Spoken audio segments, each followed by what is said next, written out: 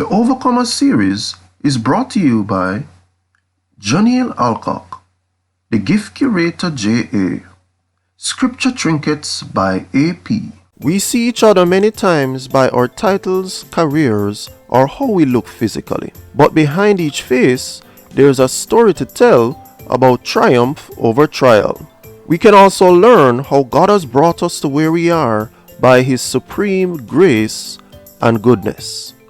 Let's explore the lives and testimonies of some amazing humans on the Overcomers series. This week on the Overcomers series, we meet the wonderful young doctor, Jodi-ann Gosling. She started with a strong family support and allowed God to assist her with achieving the highest qualification she now possesses. Hear her story of the ups and downs of tertiary education and listen as she provides guidance from the experience of going through the most rigorous degree our country has to offer.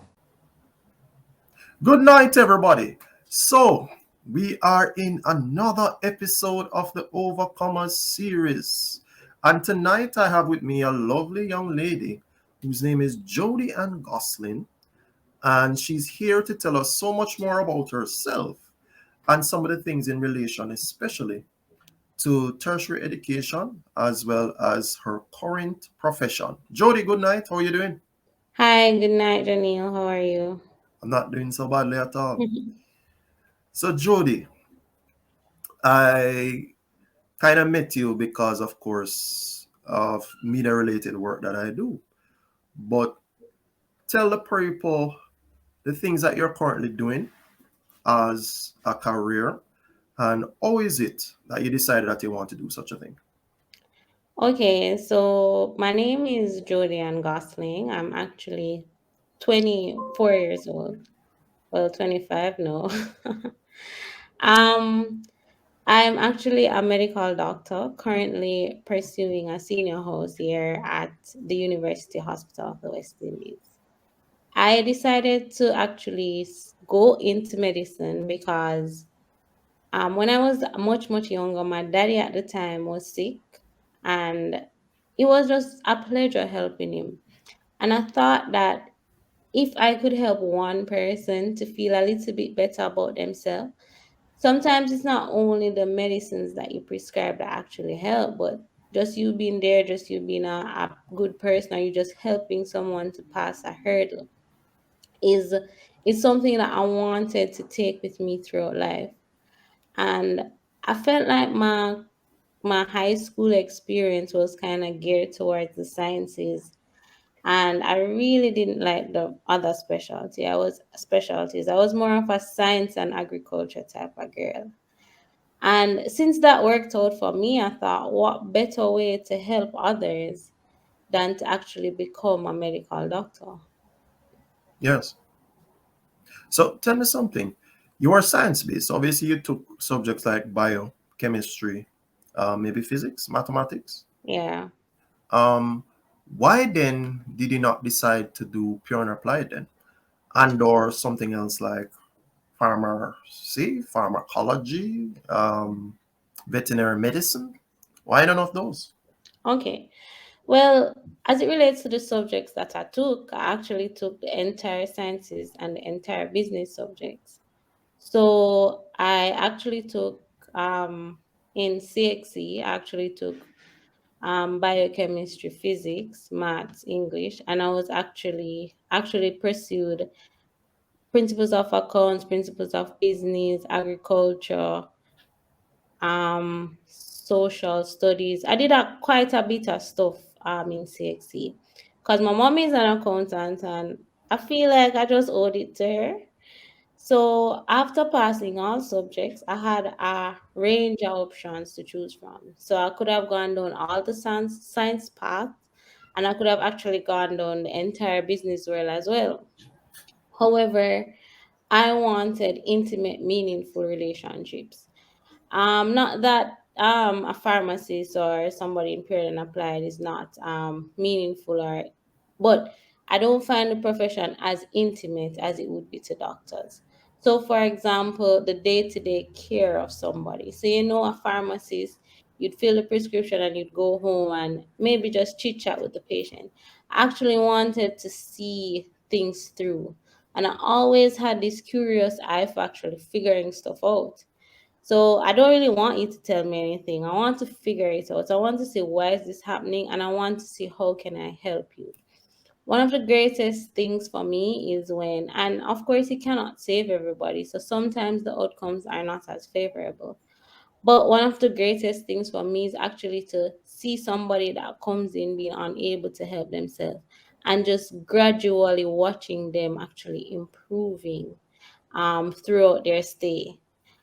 One of my mantras, or I think the only mantra I have in life as a doctor, is that whatever you do as a doctor is going to significantly impact somebody else's life. Not yours, but somebody else's. So you just have to do everything that you can to make sure that that experience is the most favorable one for the patient. And so I've taken that, and that was what I always wanted to live by. And I thought that medicine was the only way, for me at least, to actually carry that out. That is fascinating because many doctors did go different routes, as you well know. Some took some of the pure applied subjects, even got degrees in them, then transferred into the faculty. Um, Even some may have started and then transferred after. And there are many other things. There are persons who matriculate with different reasons. But this is very fascinating. So tell me a little bit more about yourself. You mentioned your mother, that she was an accountant.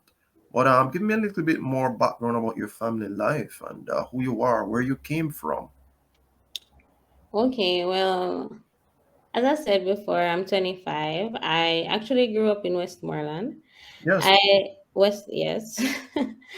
I grew up in a very, I would say, peaceful community there.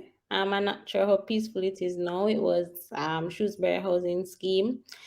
I had a pretty loving family. I was an only child. Growing up for both my mommy and my daddy. So I was pretty much their pride and joy. And I felt it, and I felt a very loving, stable home growing up. My parents, however, weren't actually together, they actually separated. However, the family dynamics for me never changed, and I never lost out based on that. So I went to, well, I went to so many schools. I went to Bath Basic School. I went to Unity Primary. Actually, went to George's Plain Primary, and then I went to Manning's School. After Manning School, I went directly into medicine. And yes, there are many other options to get into medicine. So it's not like if you don't get into medicine as straight out of high school means that you'll never get into medicine. I have colleagues that are 38 and they're just graduating, and I don't think I'm as happy as they are. And they have kids, they have family, they have their own lives. So I guess I was a little bit luckier to have gone straight into medicine based on the grades I got and different funding institutions that actually helped to fund my education. I never wanted to go paired and applied. I just wanted to get something done and get it out of the way. And I guess going on, we'll probably talk about some flaws of mine, and that's where that's where probably one of my greatest flaws come in. I wanted to go in, I wanted to get it done, and I wanted to not be in school for longer than 5 years at that time. All right, Jody. I really appreciate this discussion because the for many reasons. One, we're in a time now where, especially the medical profession, is under a lot of pressure in relation to the time period that we're in. And two, those who are students, I guess, need some advice, need some mentorship as well, because of the time period and how to go through it as best as they can. And three, the the medical school, apart from probably law, are two of the probably more difficult disciplines that you can do in tertiary education.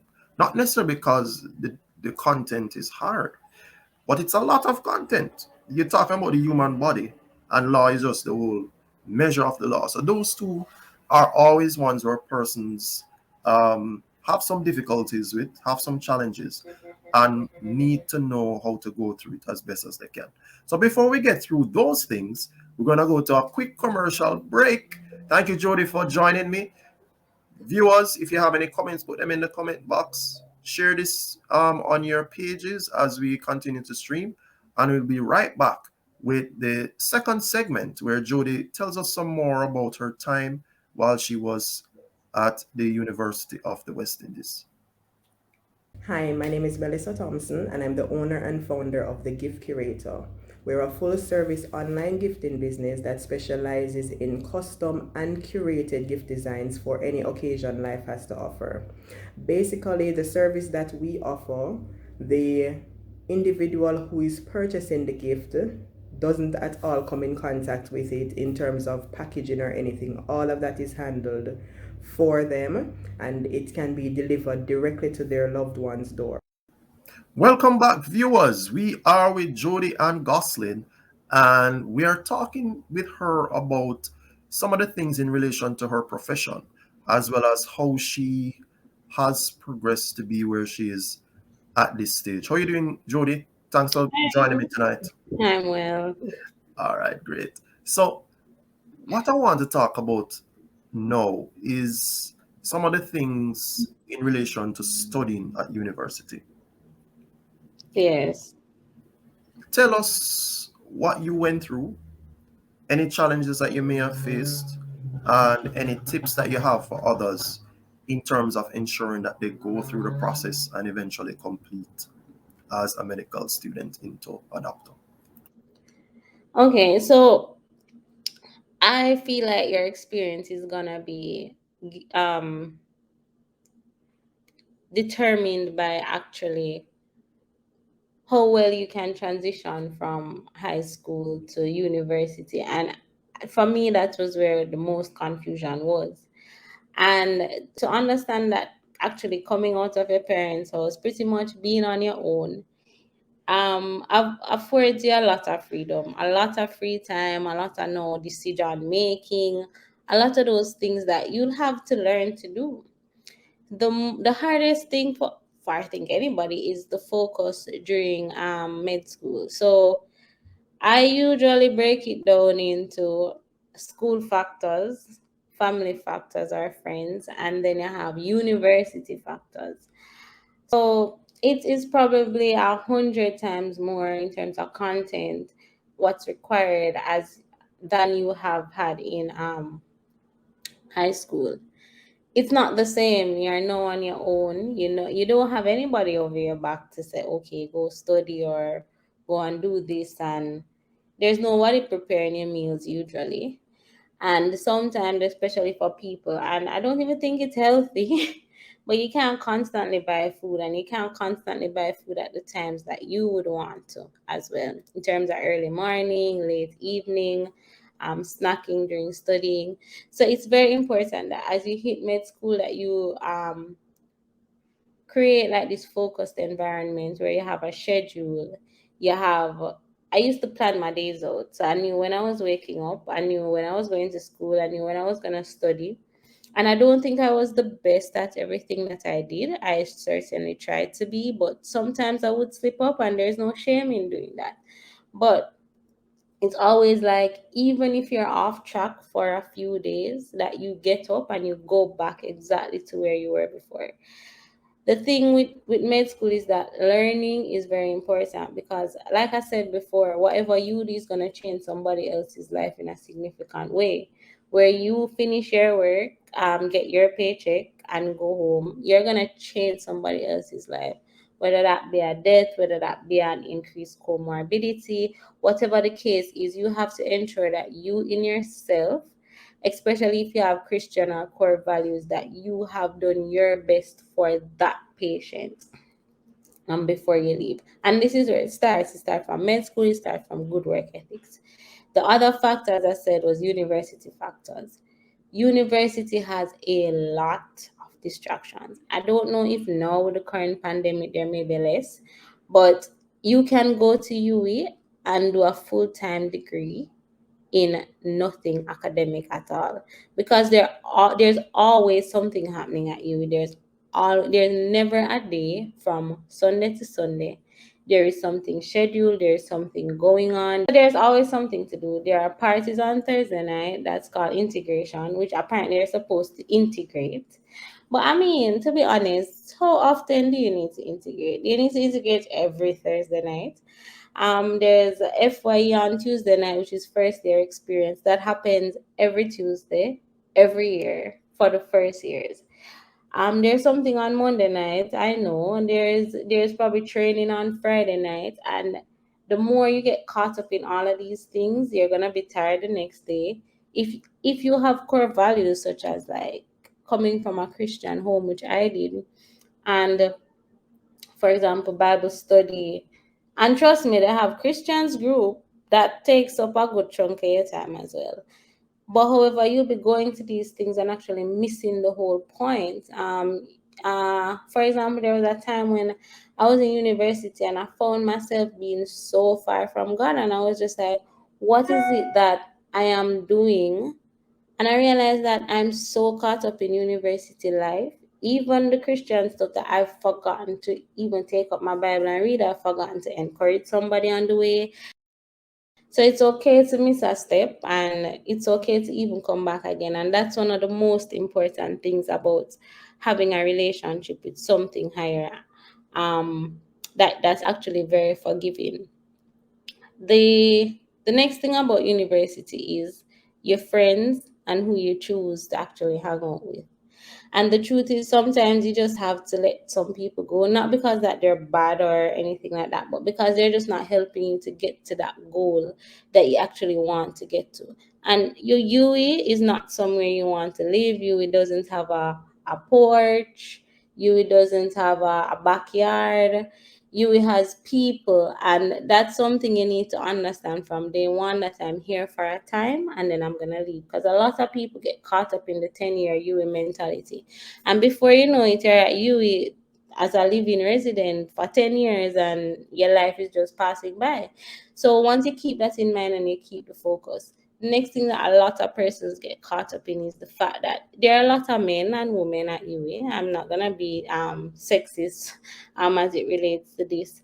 And a lot of people, especially if they're at home and they're very sheltered, or even if you're not sheltered, now is just the perfect opportunity to explore your sexuality. And there is a male or a female at UE. Just like the events, there's a male or a female at UE for every single day of the week. So you have to go focus knowing that I'm not against relationships in UE, but it's just how you go about doing it, and not forgetting that you're coming from a home. More than likely, you're coming from a home with values, and you don't want to go anywhere to embarrass yourself or to embarrass your relatives, because that is something that happens, and that is something that happens very, very quickly, and it happens very, very often. The next factor that I would say is your family and friends, your family relationship or dynamics. Don't ever forget the people who helped you to get to UA. For me personally, I had a time a day which I called my mommy and I called my daddy.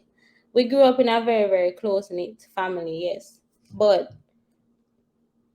there was just a time dedicated every single day while I was at UE for that 5 years to getting in contact with them and saying hello, checking if they're alive, checking what is actually happening in their lives, because the you'll forget that you have family, you'll forget that you have people that live with, that you lived with, that actually sacrifice themselves to allow you to go to school. And that's one of the worst things you can do. My most important advice though when you get to UE is try your best not to complain. Or even if you complain, make it short, suck it up, and move on. Which is a trap I actually fell in for an entire semester. It makes you very miserable, but it is what it is. The workload is not gonna get any lighter by you complaining or you acting out or whatever the case is. And your living conditions is not gonna change or anything like that. So yes, complain if you have to, but get over it very, very quickly and just keep that focus going. Because that's how you're gonna get out of you in 5 years. Well, for you, it was 5 years, of course, because you were studying medicine. But for others, it may be 3 or maybe 4, depending on if they're full time or part time. So, thank you so much. That was very well segmented. Please, when you are on the email list for this series, we usually send after the videos an outline of some of the things the person has said so that they can follow up and even jot down some notes. So ensure that you're on that email list. You may see it stream somewhere below this link. Not the link, sorry, below where our faces are shown. Thank you so much, Jody. Ensure that you factor in school and your studies. Look at the school environment. That's what you were saying. Family is important, and figuring out who to associate with as friends. And then you started to talk a little bit more about the pressures in terms of how to discipline yourself to study. That's what I want to get into. But before we do, let us go for another quick commercial break, and then we'll get right back with Jody as she speaks with us on this episode of the Overcomer series. Okay, sure.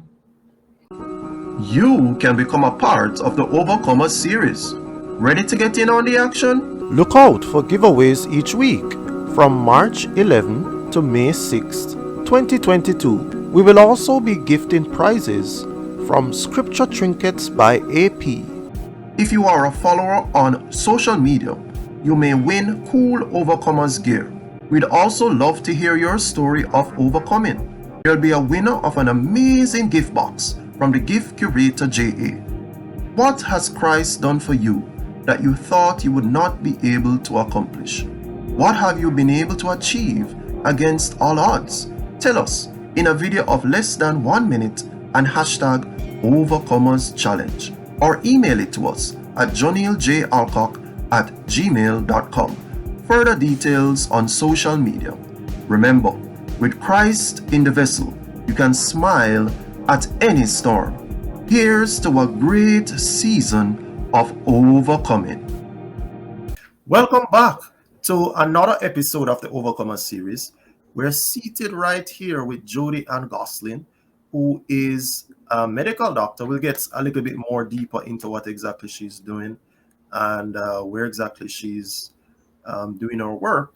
But we were talking very much about some of the things in relation to life in tertiary education. Specifically, she was speaking about the University of the West Indies, some of the struggles that students may face, and how it is that she was able to survive and go through and eventually finish her studies so that now she's a practicing medical doctor.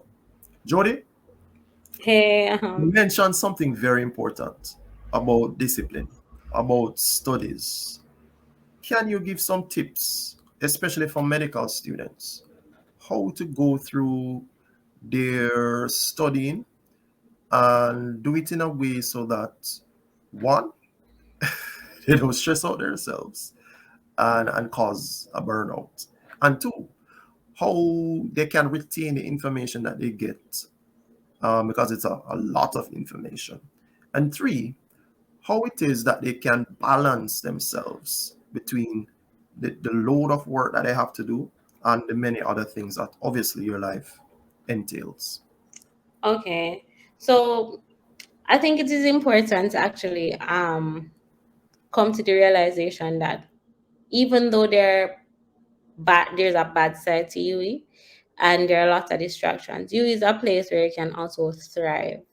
I've had persons go to UE and that was their year to thrive. They did everything and they were still very academically successful. So the thing that you need to understand with studying is the best way to retain information is through repetition. For me, I hate reading things twice. So I'll read it once and I'll write it the next time. But it's always through repetition. That's how your brain actually remembers stuff. And I guess that's why you need a whole 5 years of repetition to actually solidify, or 3 years for persons who are doing a degree that's a 3 year degree.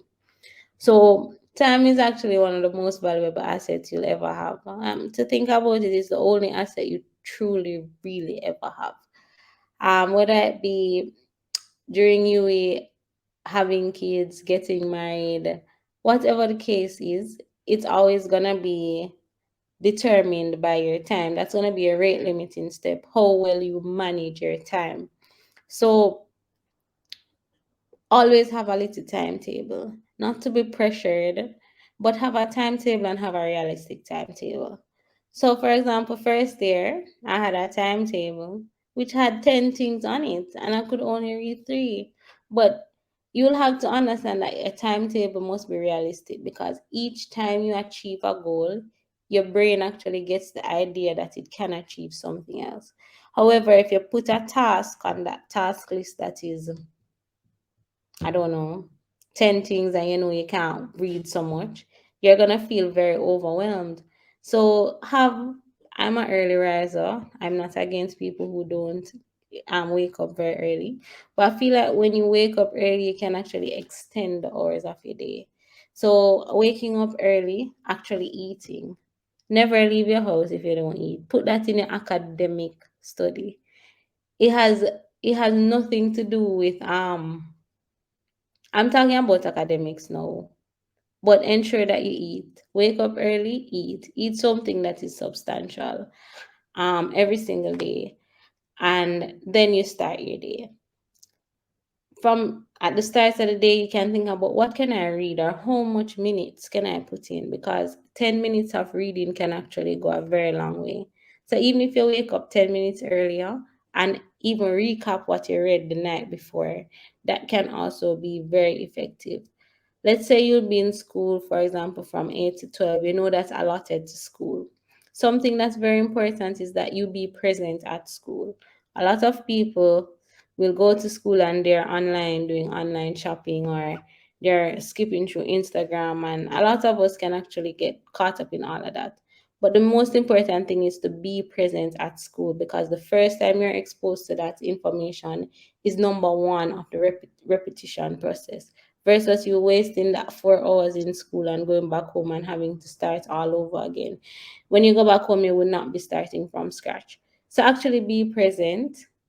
Um, and next mantra I have in life is actually just to do everything, be present everywhere you are. So let's say you decide that you're gonna waste time for the next 3 hours. Be present wasting time. Have fun wasting the time that you're gonna waste for the next 3 hours. Because each of those moments actually matter. So whatever you're doing, be 100% there. When you actually leave school and you get home, try to decrease your de-stress period, because yes, I do believe that after you leave school or you come home from you or whatever the case is, there's a time period that you just want to sit down and do nothing, which is fine. The issue is when you sit down for 6 hours and do nothing. And then, of course, I said, remember that if it's a Thursday night, there's integration at, I think, 9 p.m. So people want to go there, and if you don't go there, people in your hall going there, people talking, people cooking, people doing their own thing. So just try to decrease your de-stress period. So whatever it is that you're gonna do to de-stress after school, whether you're gonna watch a series, whether you're gonna talk to friends, whether you're gonna go outside and play a game, whatever the case is, you're just gonna allow that time to be timed. So you're gonna give it, okay, I'm gonna de-stress for an hour and then I'm gonna go back and I'm going to actually study. As it relates to the studying part, no, when you're studying, you have to be very focused, because there's a lot of information, there are a lot of sources, there are a lot of confusion. So use lectures as a guide. They usually know what they're talking about, trust me. So use lectures as a guide, and wherever you're feeling deficient, fill in. So whatever books you feel comfortable reading, don't let anybody force a book on you. Try it out in the first week. Whichever one is easier for you, you do that. I could actually never understand last anatomy. I actually could understand Grey's Anatomy, which was something that was very, very simple. The words were very, very big. They had pictures in colors, and for me that was a little bit exciting. But last was black and white, and I could not do that. So yes, a lot of people will force things because different things work for different people. And trust me, if you're an anatomy fan and you really like last, go ahead, knock it out of the park. But don't force yourself to do something that clearly is not working for you. So those are the things that can actually increase your efficiency. The last thing is find time to connect with something greater, which is not necessarily a de-stress period. So if it's every night before you go to your bed, you're gonna pray, don't forget that step. Even if you're staying up until 2 a.m. in the morning, pray. If it's even for a 10-second prayer. The next thing is I do not encourage all-nighters. I do not do it. I think that everybody needs to sleep. Everybody needs a time where they stop and they just do go to bed. So I don't encourage all-nighters. Once you manage your time efficiently in the day, you'll be fine going forward. The last thing that I'd actually like to say is take a break every week. A break, a stop, a quiet, a no reading, a no thinking. That day is very important. For me, Friday night into Saturday was my day. When I come home on Friday evenings, I'm not doing anything, and for the entire day on Saturday, I'm not doing anything. But Saturday night into Sunday morning, Sunday and the entire day, those days count. So if your birthday, you want that to be on a Sunday, sure. If you even want it to be a Thursday, why not? You just choose the day that you want to say, okay, this is it. And trust me, there are enough days in the week, enough hours in the day, enough minutes in an hour, and enough moments, enough seconds in a minute for you to achieve every single thing that you have with taking a day break every week. That is very comprehensive. So, what I'm hearing here is one, be present in the moments that you are available, whether you are actively studying at school or taking a rest. Two, ensure you have some sort of timetable. You block the time that you're going to be at school. You block the time that you will be doing some other extracurricular activity. You block another time where you're going to be probably studying. You block another time when you're probably doing some sort of rest related activity. And then you block a time when you're probably doing something specific to ground yourself and be with God, whether it's through meditation, reading your Bible, studying the word, or praying. And then you also factored in the elements in relation to speaking with family members, speaking with persons who are your friends, socializing, so that the whole composite of your university life as well as your studies are put together and not become that stressful. I do also recall you saying um, things in relation to ensuring the discipline of what you're doing is practice. So, one, you said something very important which some people miss, which is a rest period. And the all-nighters, I I know people swear by them because it helps them to get the information in their brain and concentrate in a block of time. But what you have said, and everybody's a little different, is that yes, you have to get your rest in. And to be honest, it is kind of one of the things that people neglect to do and end up either burning out or stressing themselves or trying to cram the information too much at one time, and it's not retained.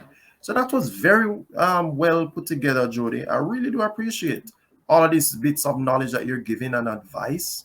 Um, how is it that you maintain some of the, yes, you spoke about the discipline, but how did you motivate yourself? How did you look at yourself and say, I am going to ensure that I get this bit of study done today. I'm going to ensure that I study and pass this exam near the end, and so forth. Okay, so a lot of, well, probably 20% of it was through experience. Some experience, when you go through it, you don't ever want to go back there. So, for example, all nighters. learning that all nighters is not a thing was through experience. I tried it once and actually drank, boom. Don't do that. And I could not sleep for days. And I was just running and running and running, literally running. And I realized that this cannot be healthy. And at the end of the day, what am I going to gain to give up who I am? And a lot of my decision and my motivation was grounded in who I am. And it was supported by the persons that were around me. So my parents, they're my biggest supporter. Whether I am right or wrong, they're gonna support me and then they're gonna scold me. Probably they won't scold me in front of everybody else, but they're there to give the supporting arm that I actually need. And the next thing is I had to learn who to associate with. Because when you associate with a lot of people, especially people who aren't like-minded, for example, people who are in different faculties. Not saying that this is a bad association, because you have to meet people from everywhere, but it's just the mindset. So, for example, if you're the medicine, you'll have way less time than somebody that does something in another faculty. They have more time in their day. And you have to be very, very careful as to how you allot these times. And it's not that you're not friends with these people, it's just how close and how influential they are to your life. People used to go out all night and sleep all day, and that's wasting an entire 24 hours. So if you do a certain faculty where you go to school on Monday, Wednesdays, and Fridays, well, sure, that's a good idea. Going out all night, wasting all day. You have a whole next 24 hours to recover. So where you actually have to get up, it's kind of not a good idea. So yeah, if you do something like medicine or law, where you have to go to school 5 days a week, and when you start clinical, some consultants require you to be at work on Saturdays, be at school, sorry, on Saturdays as well.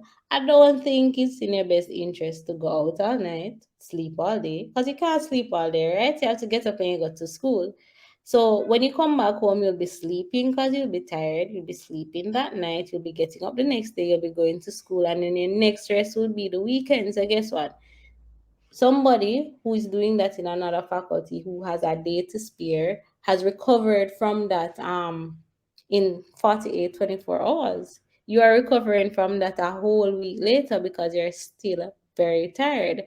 So you just have to be very, very important. And I'm not saying don't go out. I'm not. I personally don't like going out crowds, not even to church convention. And trust me, I love the Lord. But you have to know yourself, and you cannot make somebody um turn you into something you're not really. So once you're aware of all of that, then you'll be completely fine. So you have to ensure that your motivation pack is actually solid. So you need that friend or that family that already call you doc if you're doing medicine. I don't know what they call. They already call you lawyer if you're doing law. They're already there looking towards you to say, "Oh, doc, my head hurting me. What you take?" And in med school, you don't know much else, but you're gonna give them the Panadol or whatever the case your mother tell you from long time. They're gonna give it to them, but they believe so much in who you are and who you're gonna become that it's kind of hard to let them down. So for me, there were times when I wanted to let myself down, because I never always wanted to continue. I never always wanted to go through the struggle. I never always wanted to stay up. Past a certain time. By the way, my bedtime is 2 a.m. No matter what happened after 2 a.m., I'm not going to be there. That's me. Whatever I get in before 2 a.m., sure. After that, goodbye. Exam the next day, no, I'm going to bed. So you have to ensure that you have those people that actually respect you. And when I wanted to go to bed at 9 p.m., I was afraid to let them down. I wasn't really afraid to let myself down, because I know I can bounce back.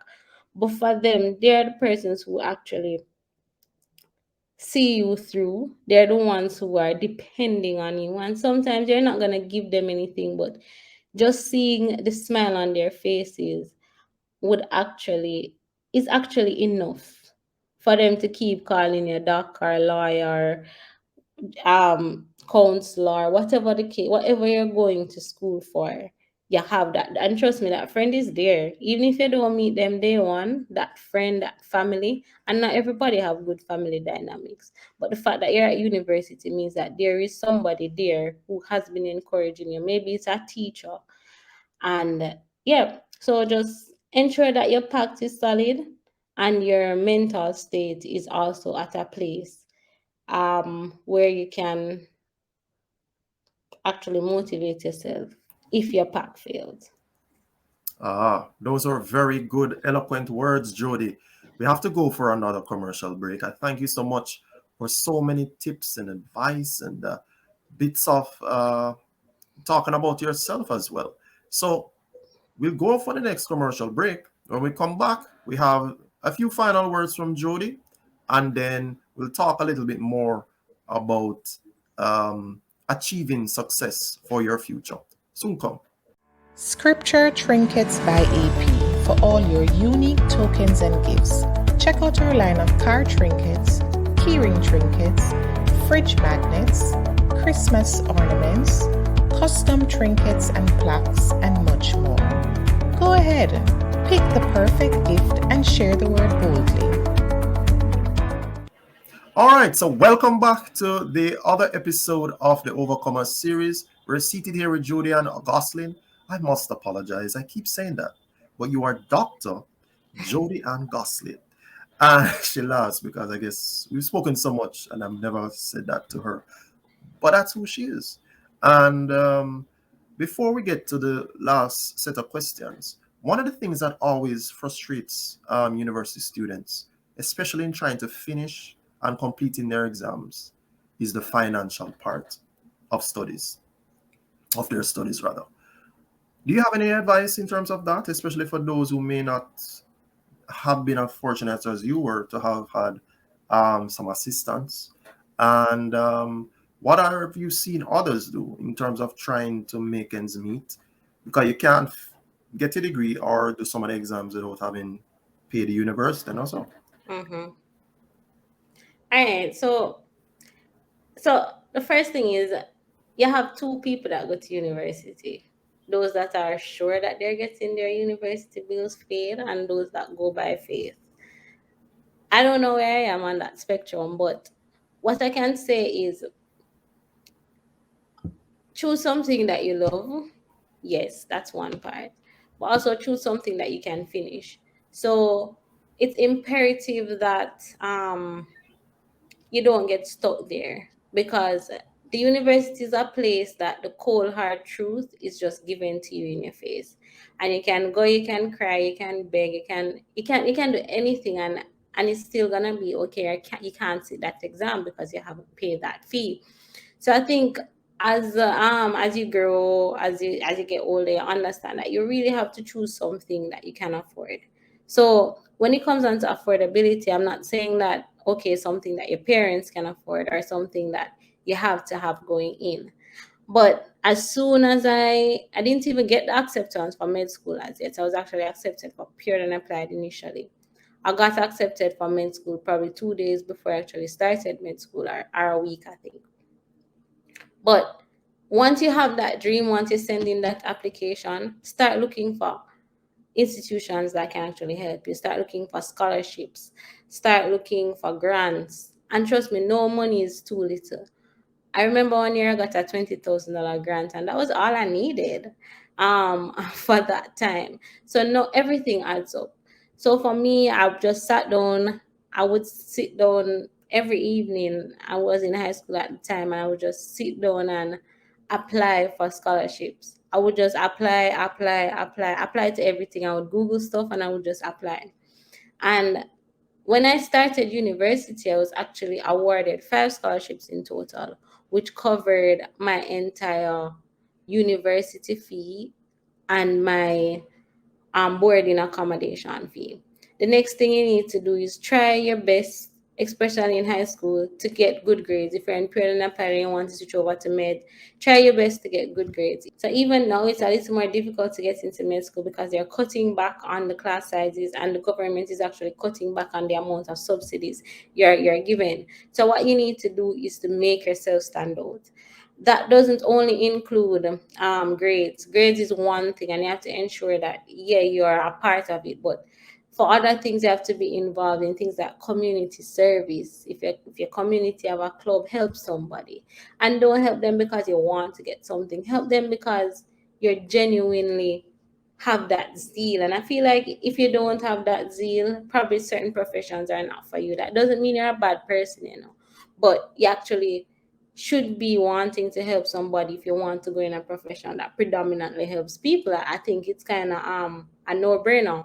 So help somebody, play a sport if that's your thing. If you don't play a sport, do something extracurricular, because when you are working hard and everybody else is working hard, it's gonna be all good grades, but you have to do something that helps you to stand out amidst all of these people. So that thing, maybe the sport you played, maybe that pageant that you entered, if that's your thing. The next thing is learning to develop a personality where you can actually go into an interview and lead an interview. You can go into an interview and you don't have to be the most eloquent, but you can be the most charismatic, the most down to earth. There's so many things that you can actually achieve by the person you are. Pretty much who you are. Johnny was just saying I don't talk patois, but of course me chat patois.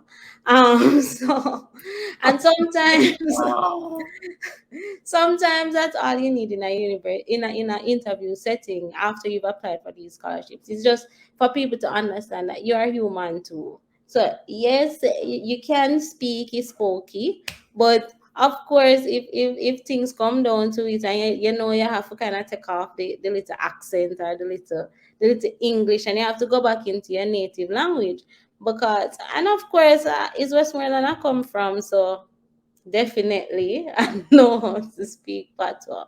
But these are the things that actually help you, and a lot of it have to do with your personality, how you answer people, how you approach people, and that comes from how you see people. So I feel like, especially when you're applying for scholarships and stuff like that, they need to understand that even though I am the lender, you need to see yourself somewhere where I am, because they wouldn't be helping you if they didn't see something in you. And that was one of my motivators as well. The fact that so many scholarships believed in me, was kind of hard to throw their money away. Yeah, it's very difficult sometimes when your family is rooting for you, when there are persons who are behind you monetarily and trying to assist you as best as you can, that you stand up. And it may be hard, but they are looking for you now to go and produce what they have seen in you, in your potentiality. So that is a very brilliant way to put it. And the last thing I want to look at now, Dr. Gosling, is this. You're now one stage after an internship, correct? What are you looking forward to in terms of your personal career goals as a medical doctor? Okay, so for me particularly, I want to do something that does not involve general surgery. That sounds bad. Pause. Why is that? You I don't like to stand up long hours? don't like general surgery. Oh, Um, I have many surgeon friends. They're probably looking no, on to this thing and nope, wondering, nope, what? nope, nope, nope. Oh, jeez. I'm gonna say something nice about them. Don't worry. Yes. Ready? Yeah, go proceed, man. Okay. So I want to do something that's not general surgery. Hands down to the surgeons. They do a great job. They stand for hours and they execute, and they're brilliant and they're amazing people. But my mind is somewhere more as an internist or a family medicine person. Um, Mainly because I see myself beyond medicine. And whereas I say hands down to the gen surgeons for achieving everything that they've achieved and still being surgeons and so hardworking, I want to work hard, but also see myself in a little family dynamic where I'm 100% there for my kids. And trust me, the surgeons do it as well, and I don't know how they do it, but I am more of an internist, man. I like to sit down and like to figure it out. I actually did SHO in internal medicine, and when I did it, everybody's like, oh, they threw you on internal medicine. I'm like, no, I chose internal medicine because it's actually something I genuinely like. And like I said, I like to see the progress and watch things getting better. And I feel like internal medicine or family medicine is the way to do that, is the way to get up and see your patients every day and to watch their progress on a daily basis. From doc, I don't feel so good, to doc, I feel much better. Doc, I can go home tomorrow. Something like that. I just love that progression from 0 to 100. That's interesting. But is there a specific specialty internal medicine that you're interested in? Okay, so if I do decide to do internal medicine and not family medicine, um, for internal medicine, I'd probably like to do neurology. I think it's very fascinating. There are not a lot of neurologists in the country, and because of that too, I want to do something that is actually in need and I actually like to do. The next thing I'd probably do is cardiology, but it's a lot of medication for those patients. I don't know if I'm committed to writing all of that all the time. But yeah, those are the two subspecialties that I've actually seen a very interesting thing in. The next thing would probably be something like infectious disease and or something like an intensive care specialist, which would be a subspecialty of internal medicine that you can also go into. But the next step for sure would be something either in internal medicine or family medicine. Those are fascinating choices. Are there any reasons why you're picking some of these apart from the looking to ensure that the person recovers over a period of time? What else to do? What other specialty to go into than There are so many. Your internal body is medicine? dynamic. Dr. No, Gosling, you know no, this no, no, no, better than myself, who has had tertiary education and science space. What better specialty to do if not internal medicine or Why family? not do a subspecialty in the surgery? Or why not do something in relation to pediatrics?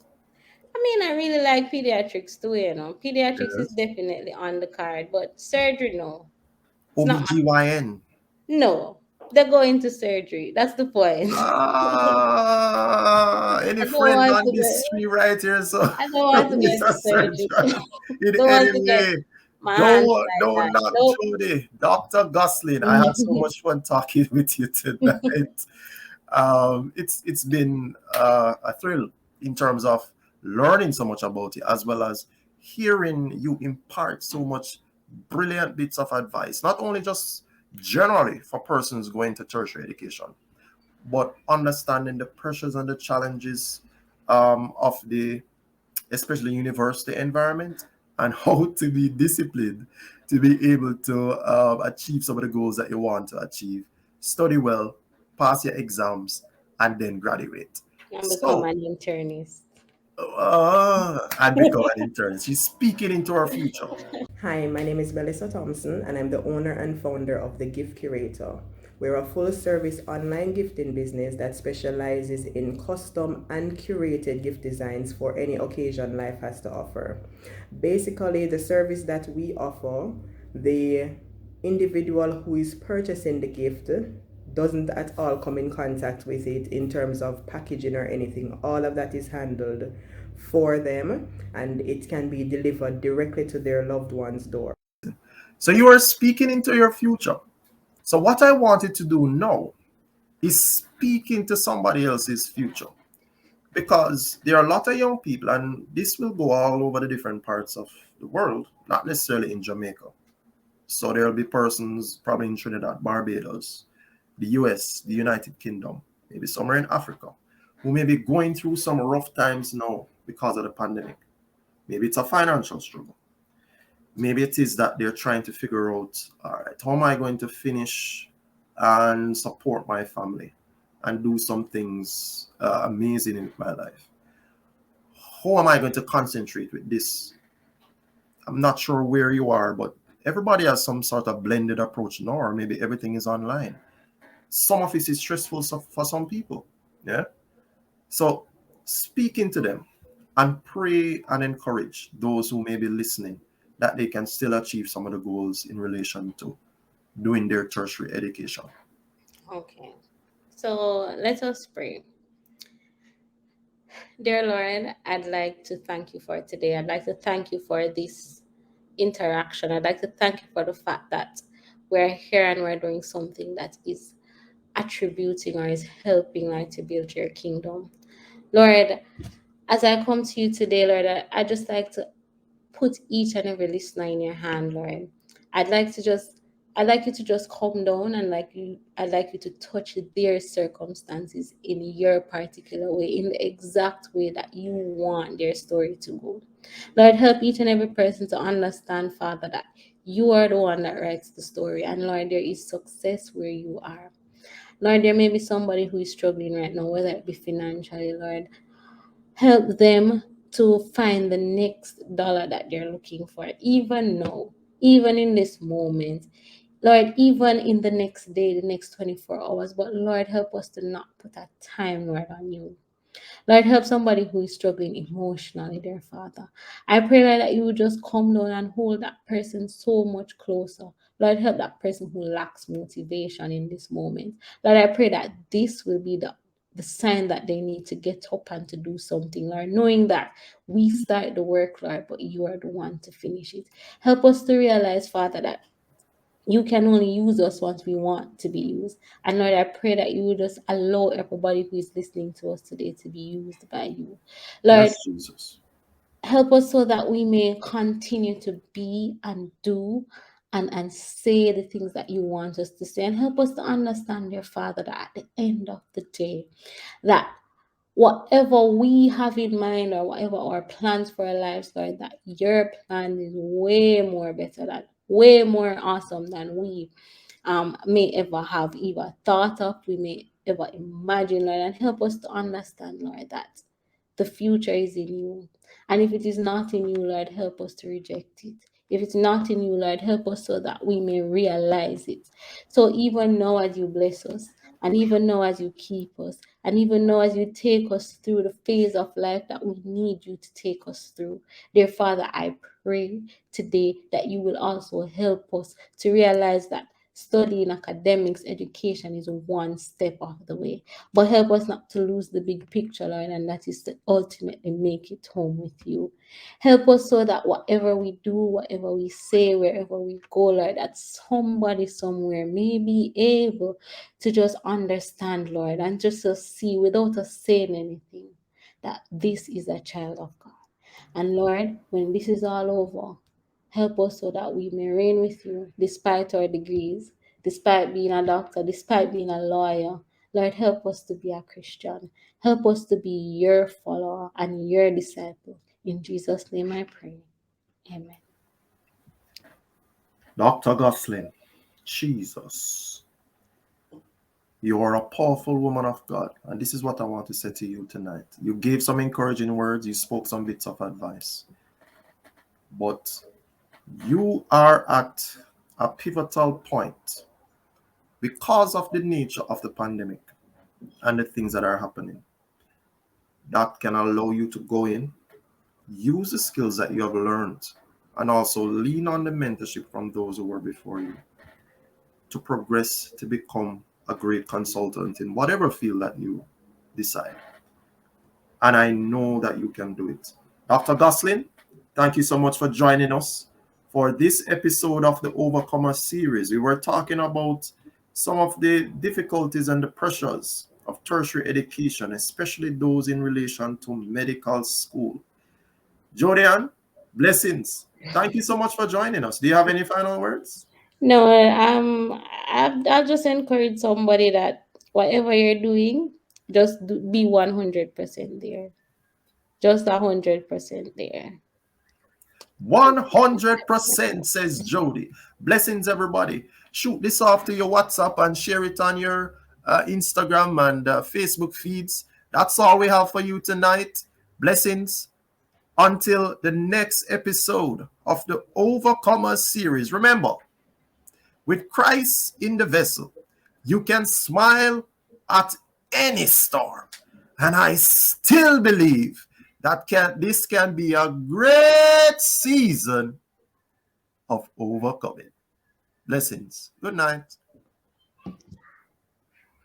Here's what's coming up next on the Overcomers series, Season 2, Greater is He.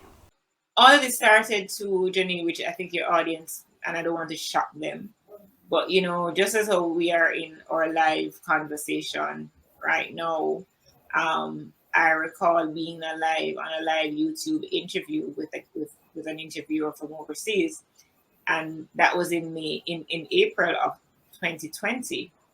And in the middle of that live interview, I began to pass out, and from there went a downward trajectory of my health, and so on and so forth. So now I'm very mindful, and I tell entrepreneurs that, okay, it's very important for you to chase your dreams and to keep going, but it's also important for you to stop and take breaks and rest.